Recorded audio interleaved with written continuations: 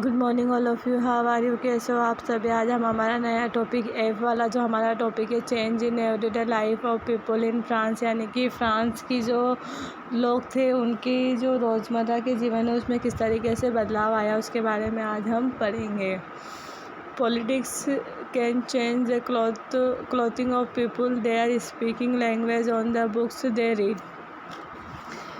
राजनीतिक लोगों के कपड़े उनकी बोलने की भाषा या उनके द्वारा पढ़ी जाने वाली किताबों को बदल सकती है। यानी कि जो राजनीति होती है वो लोगों के कपड़े, उनकी बोलने की भाषा और उनके द्वारा पढ़ी जाने वाली किताबों सबको बदल सकती है। This happen in France in the years following 1789 which saw many such change in the lives of men, women and children. This happened in France. ये सब जो है फ्रांस में हुआ। ये फ्रांस में 1789 के बाद के वर्षों में हुआ, जिसमें पुरुषों, महिलाओं और बच्चों के जीवन में कई ऐसे बदलाव हुआ। मतलब कि इनके जीवन में जो है कई ऐसे बदलाव हुए। The credit goes to the revolutionary government which passed law that would translate the ideals of liberty and equality into everyday practice. The credit goes, इसका से जो है रिवोल्यूशनरी मतलब कि क्रांतिकारी और गवर्नमेंट मतलब कि सरकार, इसका जो श्रेय है वह क्रांतिकारी सरकार को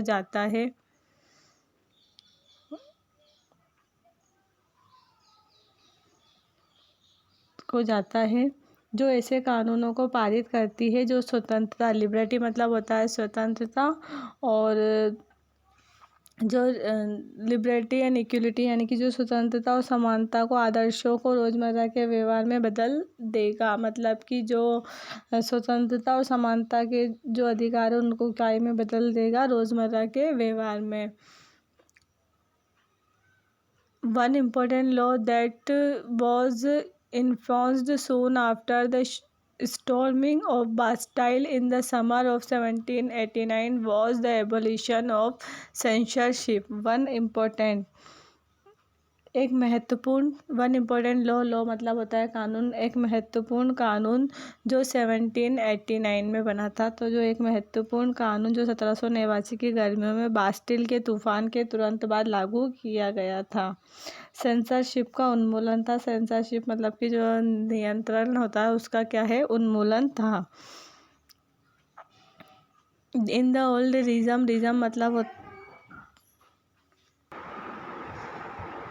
इन द ओल्ड रिजम का मतलब होता है पुराना शासन।